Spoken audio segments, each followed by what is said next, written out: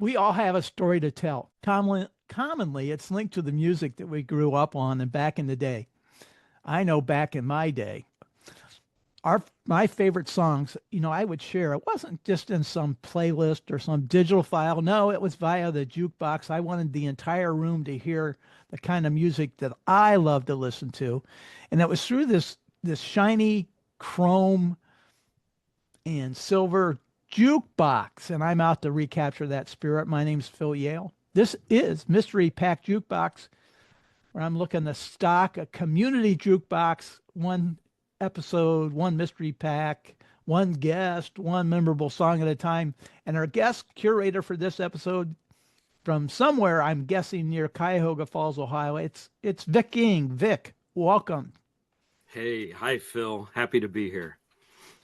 It's kind of hard to believe that 30 years has gone by, 3 decades since you and I used to work together, and we consistently found a way to build lyrics or songs into our business conversations. And here we are doing an episode together about something I know that's very dear to your heart and to mine, and that is music. It's true. We connected in a lot of ways during the time we worked together, but we spent a lot of time talking about music. I do remember that. And we're going to do that again in this episode. Now, on previous episodes, I've had some radio DJs and music nerds, and I know you are indeed a music nerd, just like me. But you bring an additional perspective. You are the assembler of the mystery packs that we unveil in these episodes. Can you tell us a little bit about that? Yeah, well, it's a joy to put them together, but what do they say? Necessity is the mother of invention. And I have to give credit to my lovely bride of 30 years, Wendy, who is my director of marketing here at Viking Records. She came up with the idea of putting together these packs. And of course, in true Vic fashion, I said, what a stupid idea. That would never work. And here we are. But necessity drove it, as I said. I have 500,000 records, Phil. I have to find a way to get them back into the world. So some of them don't quite present as well, shall we say, on a shelf. So I must hide them and bury them. And it doesn't mean they're not lovely records, not wonderful records, but I need to sell them one way or another. So here we are. And I'm going to include a link to Viking Records. In fact, you're going to see it right there. And make sure you check that out. Not only does he have 45s, which we're talking about, he has CDs. He's also got albums. I don't know. Do you also have cassettes? I do. Yeah. Wow. Yeah. I'm curious about how many mystery packs do you think you sell in a year? Oh, boy. Well, I did the math at the end of last year where we had sold well over 50,000 units total. Now, that's counting what's inside the mystery packs. So what I'm getting at, Phil, is we'd have to do some algebraic equations here, but it's a lot. I mean, and during the holidays, I can't keep up. I mean, I'm building inventory and people just grab them by the armload. So I'd have to get back to you on that, but it is thousands easily. You don't need to get back to me. I guess I was just leading up to something. Even though you have assembled the packs, this is a mystery pack jukebox. You have no idea what's inside of these specific packs that I'm going to ask you to select one from as we go through to try to identify some songs we can include in our jukebox. Now, I've got a stack that I have here. I'm going to give you a chance to select from 3. You ready? Okay. 1980s pop and rock. And by the way, I paid $4.99 for each of these. And if I can find 4 or 5, we can find 4 or 5. I'm way ahead from a cost standpoint. The second option, Vic, it's disco. And third, and the one I'm kind of hoping for, is this one. Great vocalist and crooners of the 50s, 60s, and I think it says 70s. I don't have my glasses on. Mm-hmm. Of those three, which one would you like to tackle in this episode? Well, Phil, I mean, I feel a need to please our podcast master, which is you. You just kind of indicated that you prefer the last one. I mean, I'm an 80s kid, but I think you and our musical taste can meet in the middle. Actually, not in the middle, somewhere back before any of us were born, perhaps. Let's do that. Let's go with the oldies. All right, we're going to go with the vocalists and crooners. Now, this baby is hermetically sealed, so I have to spend a minute here. I'm just curious as I open this up. Vic, do you have a 45, a record player that plays 45s?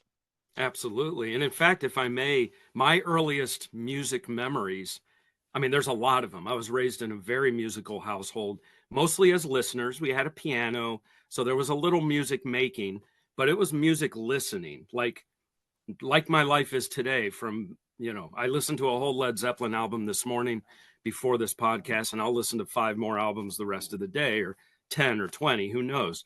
So it was nonstop music, but my earliest memories, we had a jukebox in the house growing up. Wow. So, I mean, that was a huge part of my life. And my earliest memory, as I was starting to say, I had this 45 suitcase that had like the denim design that I think a lot of people had, probably Penny's or Sears sold them. And, Phil, I would spend my days. Now, I only had a stack of records like that. And I feel bad for anybody that experienced like I did, where whatever records you were kind of born with are going to stay with you the rest of your life. And maybe this will come up, but Phil, some of the songs that are stuck with me, I would never have chosen them as a grown man, but they're with me the rest of my life because they happen to be given to me by somebody who didn't want them, and they were mine. Yeah. Yeah. And just to let you know, over here, this is the stack from previous episodes that are already in the jukebox. There is a community jukebox playlist in YouTube. I'll make sure that I include the link in the show description. And these are the 45s that I just pulled out of the pack, Vic. Okay. I'm guessing there's, 20 or 25 or something like that. All I'm going to do is I'm going to lift one up.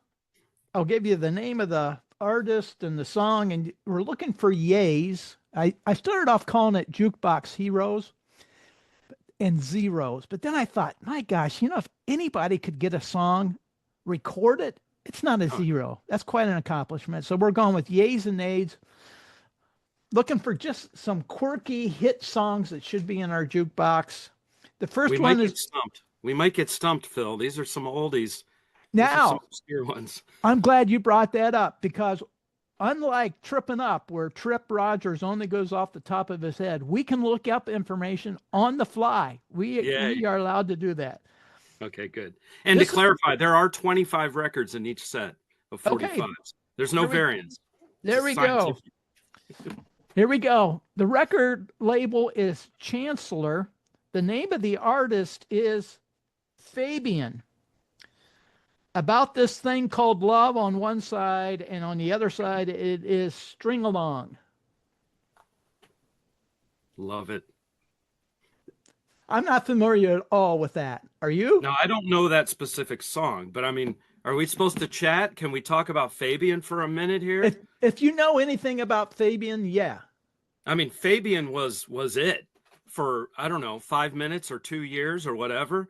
But, there's people particularly ladies of a specific age, that could talk. They could do a whole podcast series about Fabian, I'm sure. There probably is one out there. We'll put Teen Idol, right? Yeah, okay. We'll put that in a maybe pile for right now, because I'm pretty confident, based on previous experience, we're going to come up with some real name artists and their hit songs. I know the artist, Roger Williams. This is off a Cap record label. I'm not familiar with that one. Autumn Leaves on one side and Take Care on the other. Familiar? Yeah, so Roger Williams, if you see a Cap label, it's probably going to be a Roger Williams record. The guy must have sold tens of millions. I think they stopped counting. There's certain artists that far outsold what the official data will show. Okay. And Roger Williams is one of those. It's instrumental, piano based. Autumn Leaves, big hit. Big instrumental hit. I'm going to put that in a stronger maybe pile. We'll at the end we'll go through and sort these babies out. Sarah Vaughan off the Mercury labels, Eternally on one side, and You're My Baby on the other. Sarah Vaughan. So Sarah Vaughan, jazz singer, definitely a crooner. I don't know that specific song though. Okay. Mercury label, always hot, big company back in the day. Yeah, we're gonna put that in the nay. Executive decision. Oh my God, here we go. My girlfriend Holly and I just saw him about 6 months ago perform live. He may not have looked it, but he was live. The name of the artist is Wayne Newton. Oh boy, great old Wayne. One More Memory on one side, Red Roses for a Blue Lady. That is a hit. That's a winner, right? Yeah. I mean, he's another one of those, like Michael Jackson, who became a star when they were so young that the world has never not known Wayne Newton. He's just always been there, right? Yeah, absolutely. We're glad that we saw him. It was a different kind of experience, but we're glad we saw him. Off of the MGM label, Connie Francis. Oh my gosh. We just lost her recently. Yeah, you're right. You're right. Now, I'm not familiar with either one of these songs. Never Before and My Happiness. My Happiness I think that's the A side. That was a hit. But yeah, I listen to a lot of things in my journeys. I'll mention my wife again, who will walk in a room and say, "What are you listening to?" And I'll say, that doesn't matter. I need to listen to it so that at least I can process it. And I've tried with Connie Francis. It's, she's a lovely lady, but it's never going to click for me. Not my favorite, but big star. She had her 5 minutes or 5 years of fame, and a movie star, I think, right? I think so. I think so. I put it in the nay. I've got too many stacks. We'll figure it out. Yeah. Here we go. This is off the, this is the RCA Victor label. Hey, Vic, there you go. Jack Jones, What I Did for Love and Don't Mention Love. Jack Jones and A Lot of Love, but I'm not familiar with either or. Now, Jack Jones is a crooner. The Love Boat theme. That was Mr. Jack Jones. Oh, it was. Right. Yeah. That was after his heyday, but he's got a voice, smooth voice. He can carry it. I'm going in the nay. Yeah, that's a nay. Yeah. That's a nay. Here we go. As much as I might talk these artists up, that doesn't mean they're. Yeah, go ahead. This is an easy one. This is really an easy one. Now, they recorded perhaps one of the worst hit songs of the 70s. It was a husband and wife team. Take a guess who it is. Husband and wife team.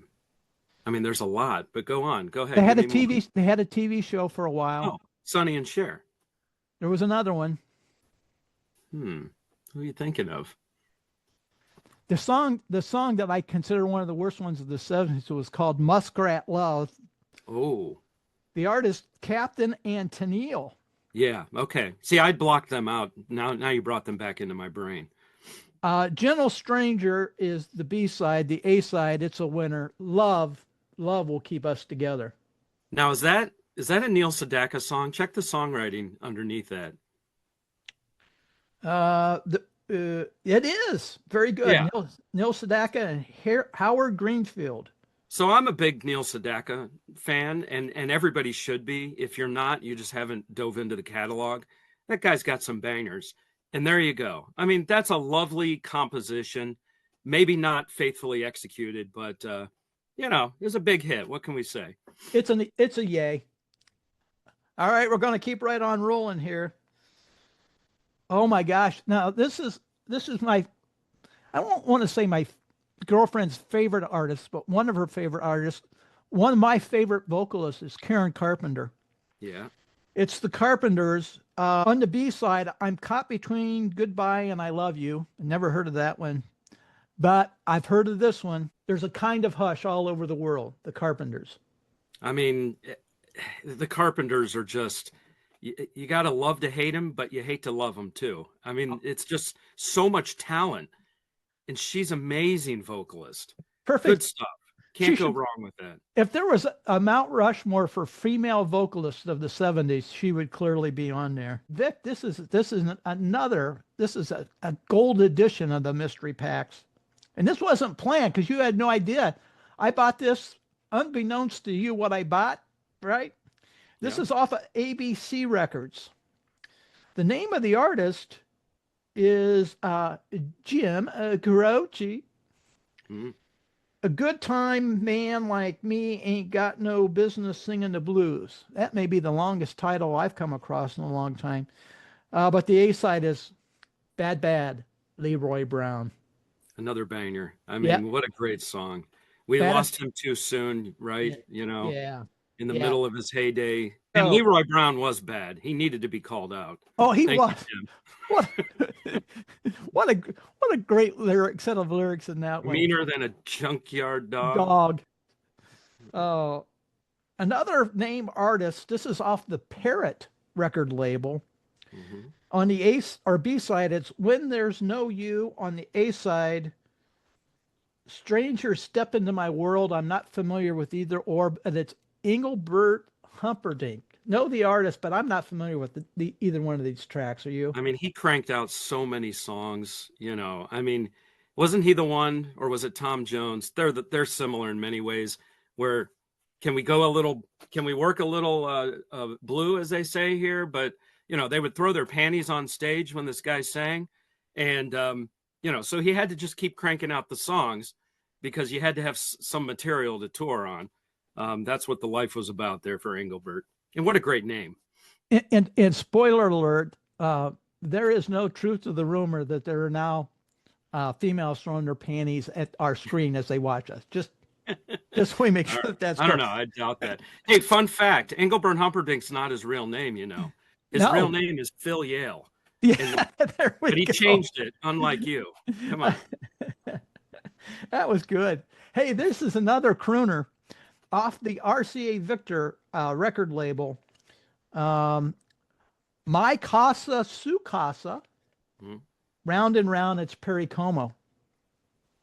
Now, so that's trying to think that might be one from the 50s. We'd have to dive in. Perry Como had a very long career. I mean, I know when I came around, was he the New Year's Eve? I don't know. Just seemed like once a year you would watch Perry Como on TV around the holidays. And that's pretty much all I knew of Perry Como until, I explored more. But great singer. I don't know. Not really resonating down through the ages. Poor Perry. We've already got 4 in the A. I'm going to put it in the nay. It just didn't. Okay. That's kind of where I was leaning. Okay.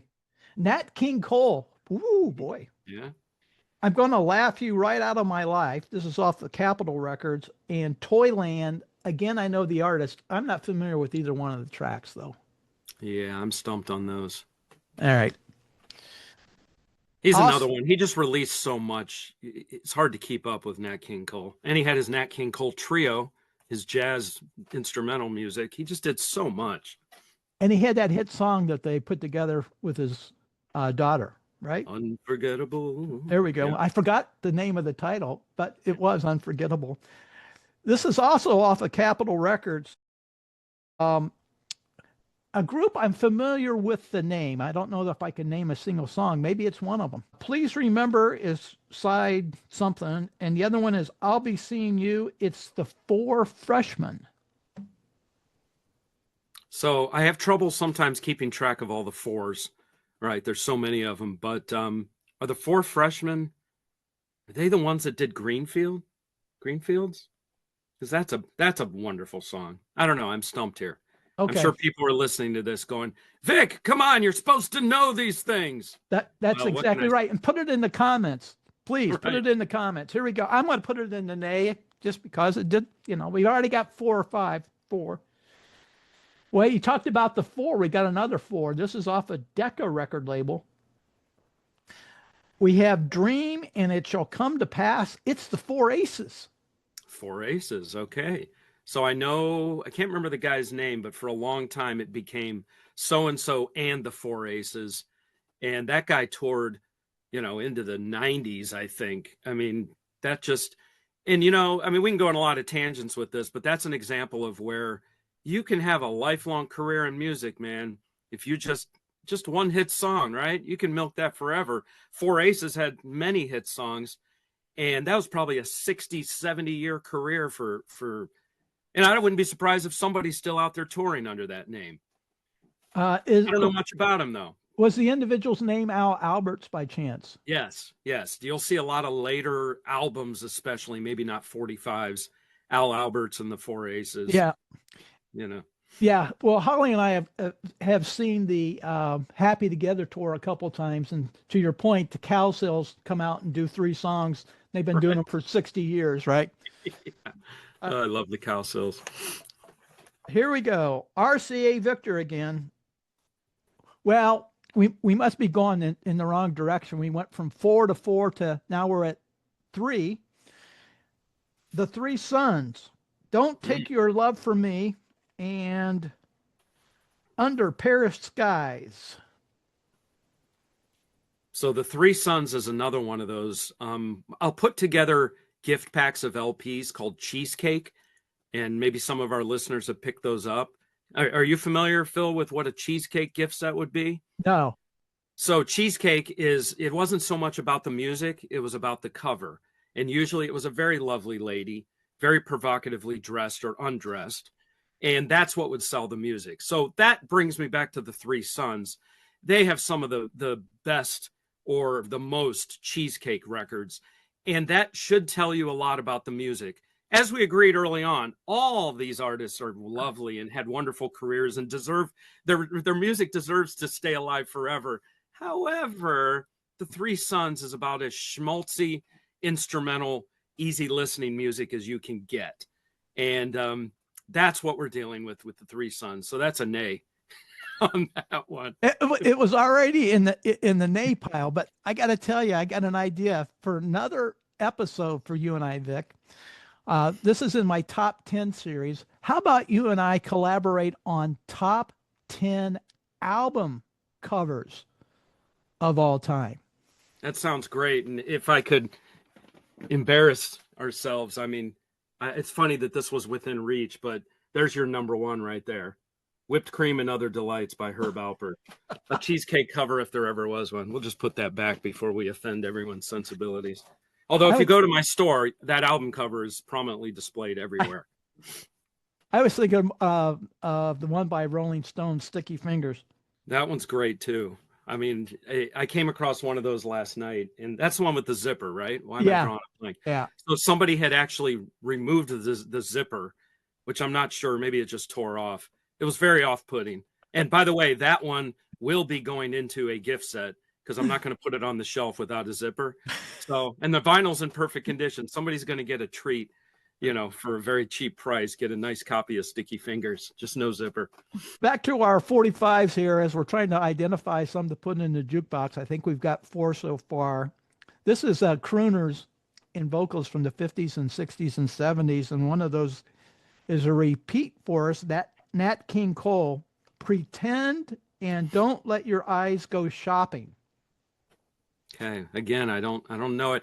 By the way, talk about the label that's on there. You don't have to read. Is that an address label? No, it's just a person's name.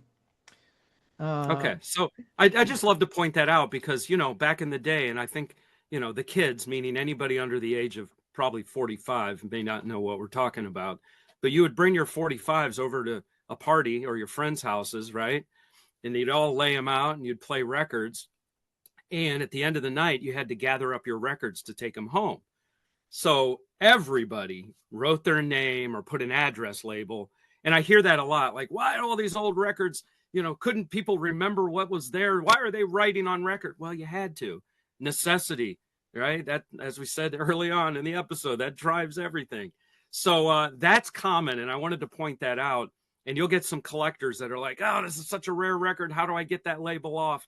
But my opinion is it's a part of the record now, right? And you get the address and the name. You can look up who it was, and this was their record. In fact, right behind that plaque I got there that says, we all have a story to tell, is the Doobie Brothers Toulouse Street album. And I'm confident if I open that up, Skip Stoltz's name is written prominently on that because I bought that album from him. There you go. All right, so this is another nay. We've got about, I don't know, 8 or 10 or 12 left. Here we go. Holly and I, again, we're very fortunate to see him really almost toward the end. The two songs, this is off a Columbia record label. Here Comes That Heartache Again, Rags to Riches, the ultimate crooner, Tony Bennett.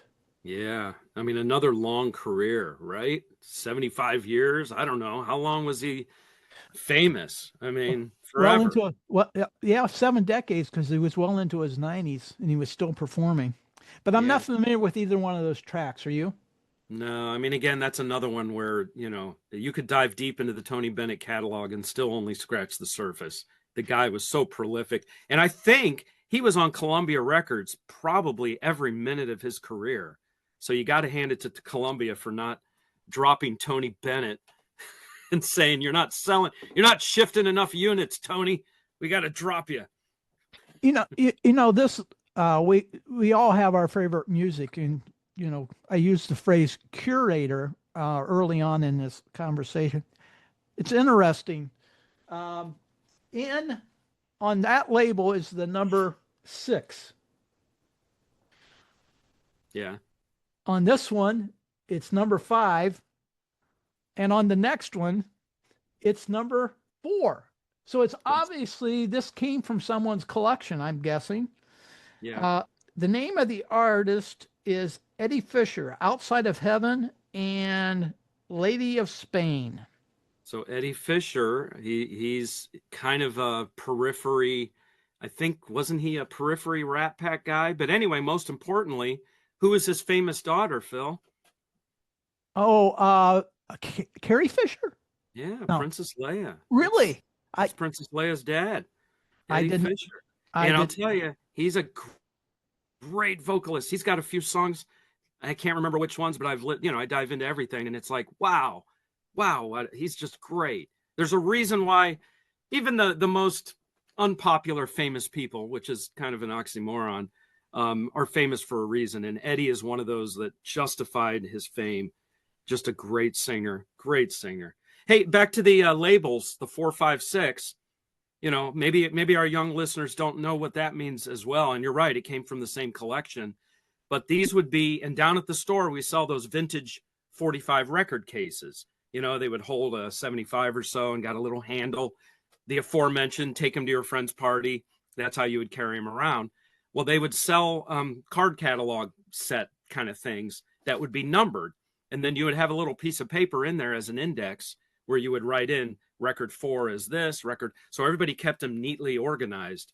So that's what that was. That's another common thing you'll see on old 45s is the index sticker. So when you bought a case, it would come with the whole set to catalog your records. A scaled down version of the Dewey Decimal System popular with library books back in the day. My mom was a librarian. I had to sneak that in there. Yeah. That one goes in the nay pile. Rosemary Clooney. Oh, boy. This is actually number 8 instead of number 4. I'm sorry. Mambo Italiano. And We'll Be Together Again. That's probably the A side. We'll Be Together. Now, this is George Clooney's aunt, right? Rosemary Clooney. Well, she's a crooner. She could belt him out, actually. And I think her career might have started way before our decade listed on the bag, 30s or 40s maybe. So she's another classic. Doesn't really do it for me, but for a time that was the standard. She was the standard setter. Well, I know a lot of people are huge George Clooney fans. They can find this 45 in a mystery pack somewhere down the line. Here we go. Because just to let people know, the ones that we go through that don't make the cut for us can make the cut for somebody else. And I'm going to return these back to Vic so he can make some more mystery packs for all of us. Here we go. It's Jerry Vale. Again, I'm familiar with the name. Again, Columbia Records.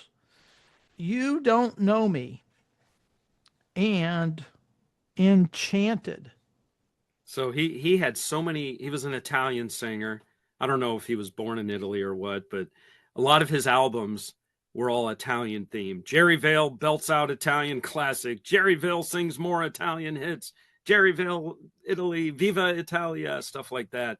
So he definitely was another of those with just a very long, successful career, and not much spoken about today, right? But he was a big deal for decades. You know, with the last name Vale and me not wearing my glasses, I could very easily say it's Jerry Yale, but it's Jerry Vale, but it's going to go into our nay pile. Yeah. All right. I think we got about a handful left here, Vic. This is off of ABC Records. This is an artist that's come up a couple of times in previous episodes, and a couple of songs have made it into our jukebox. The B-side is called Melodies of Love. The name of the artist is Bobby Vinton. And it's got 3 songs on it. You'll Never Know, Am I Losing You, and Here in My Heart. And on the other side, again, multiple songs, The Most Beautiful Girl, My Melody of Love, and Never Ending Song of Love. So what we have here is an EP. Is that a 33 and a third rather than a 45? It is. Very good. 33 and a third. This is a jukebox EP, which there's others who could speak more intelligently about this, but many jukeboxes, most of them play 45, but there were apparently 33 jukeboxes. I don't know how that worked. That one kind of breaks my brain, but you'll see 33 EP jukebox pressings. And I don't know, I guess for your nickel, you got 3 songs. I don't know, but that's a jukebox record made just for a jukebox. Made specifically for our jukebox. That's definitely yay. Bobby Vinton.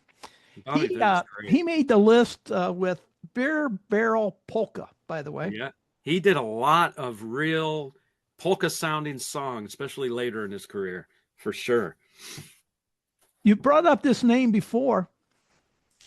This is off of Mercury labels, 2 songs. I Don't Want to Know You That Well. That's interesting. And Darlin, it's Tom Jones. There we go. I knew that. You're pretty much guaranteed, for better or for worse, to get a Tom Jones in every one of the sets like these, because there's so many of them, just like we've talked about many of these artists. And Tom Jones, I believe he was the panty throwing. I think you're right. Culprit. Yeah. And man, what did they call him? I can't remember his nickname now, but what a voice. And he's from Scotland. You hear him talk. He sings in an American accent. And when he speaks, you hear that, or is he Welsh? God, I'm so horrible. Yes, our UK listeners, I know the difference between Wales and Scotland. I just can't remember which one Tom Jones is from. But we know enough to call him Sir Tom Jones. That's right. I'm not familiar with either track, Vic. Yeah, I don't know those either. All right. We're down to 2 more, 3 more. Again, a record label that we've already talked about before. It's, again, the same artist we just talked about, Tom Jones. It's off the Parrot record label this time. Oh, we got a hit, by the way. Yeah. I'm guessing this is the B-side, Tupelo, Mississippi Flash, Daughter of Darkness, Tom Jones. That was indeed a hit, was it not? I don't know. That one isn't jumping out at me. But if you know it, hum a few bars. Daughter of Darkness. It's a hit. I'm telling you, it's a hit. Yeah, I was going to say, I think you want that to be a yay, right? It's a yay. One of my yay pile. We're staying with the Birds. Again, this is interesting. Again, it's Parrot label. Again, it's Tom Jones. Oh, my gosh. Okay, can you name any Tom Jones hits, Vic, off the top of your head? Sure. What's the one about the green grass? Oh, green grass of home. Yeah. And of course, you got What's New, Pussycat. Yep. What else do we have? My dad hated that song. Delilah. Yeah. Delilah. And there's another big one I'm not thinking of off the top of my head. She's a lady. She's a lady, right? She's a lady. There you go. That's on the A side. The B side, it's My Way. I'm wondering if that's a cover of the song My Way. Does it say Paul Anka songwriting credit? I'm sure it is. That's what I was looking for. Yes. So let's nerd out on 45s again. The beauty of a 45, you got everything you need to know right on there. They put the songwriter, they put the producer, you'd get the running time. And that's an interesting one. Who knows which pressing that is, but think pre-streaming days, right? If you wanted to listen to something, you had to go buy it, right? Or catch it on the radio. And in the 80s, we'd have our tape players set up to hit record right when a song started. But where I'm going with this is that's probably a song that stayed in print for 20 years, 25 years, because it would always sell. If you wanted to hear it and you couldn't find your copy, you'd go buy another one. So these songs would continue to sell for decades. And that She's a Lady, I see so many different label variations of that because it was just reprinted and repressed every 6 months for decades. And so who knows if that's an original or if that's, years after it was a hit originally. But it's interesting to think about that songs would just keep making money forever. Trivia question for you. Who wrote She's a Lady? Oh, boy. Yeah, you stumped me. I don't know. Paul Anka. I didn't know that. Wow. It doesn't surprise me. Paul Anka's another. His first hit, was he 16 or 17? Diana. Yeah. And people don't realize he wrote My Way. They think of it as a Sinatra song. Sinatra didn't write songs, but Paul Anka, he's the man. He really is. And he had cheesy hits in the 70s that we try to forget. She's Having My Baby and horrible stuff like that. I've got a list of my most hated songs from the 70s I'm working on, and guess what? Yeah, that's going to be on there. I bet you could name a couple other ones that are on that list. Afternoon Delight. There we go. You're 2 for 2. We're scarred in the same way. These are scars that hit the American population in the same way. And that won a Grammy. Afternoon Delight won a Grammy. Well, or the group did. I think here's a fun fact. And what was the group? Oh my gosh. Starland Vocal Band or something like that. So it was a husband and wife team. Now here let's redeem their career. They then teamed up with John Denver. That's right. And wrote, was it Country Roads? The three of them wrote one of his big hits together, and I'm just drawing a blank. That's a lovely song. In my opinion, that redeemed all the evil they did with Afternoon Delight. So what was the other one was the Pina Colada song. No, I love that song. Let's not crash that one. That's a great song. Well, don't look at my, don't watch my video when it comes out. No, that's okay. That's going to be one of those that's on every list of the most loved and the most hated. So another parrot one, an artist that we mentioned multiple times, and this is the last one in the pack before we go through the ones that we've kept. The maybes are gone, by the way. Here we go. The Last Waltz. And that promised, The Last Waltz, I'm pretty confident was a hit. It was by Engelbert Humperdinck. Yep. That was a big hit. And that was, I believe it actually was a waltz in 3/4 time. I don't know if people dance to it as a waltz. Behind me here, maybe we point that out, Phil. This is my station where I make the LP gift sets. And what you see is every conceivable category and genre of music. And I just file them in there. And when I hit that magic number to build a set, the 45s is more on a desktop. I just have all the genres and I file them in. So I will process a collection as fast as I can. And then we just tape them to all hell, as you've seen, so that Phil can't open them easily. Can't open them up. They're hermetically sealed. Absolutely. You cannot sneak a peek. Here we go. Here are our yays for this episode of Mystery Pack Jukebox. Engelbert Humperdinck, sorry about that. The Last Waltz. Tom Jones, She's a Lady. Tom Jones, Daughter of Darkness. I think that's how that goes. We got 6, including Melodies of Love. Bobby Vinton, EP, right? Is that what you called it? EP 33 and 3rd? Yeah. Jim Croce, Bad Bad Leroy Brown. The Carpenters, There's a Kind of Hush. All over the world tonight. The Captain and Tennille, Where Love Will Keep Us Together. And we started it all off with the man, the myth, the legend, Wayne Newton. Red roses for our blue lady. I think there were a total of 8, if I did that right. 1, 2, 3. I should have counted 4, 5, 6, 7, 8 for $4.99. If I do the math, that's about 50 some cents, 50, I don't know, 55 cents a piece or something. A heck of a bargain. Vic, thanks for joining us on this edition of Mystery Pack Jukebox.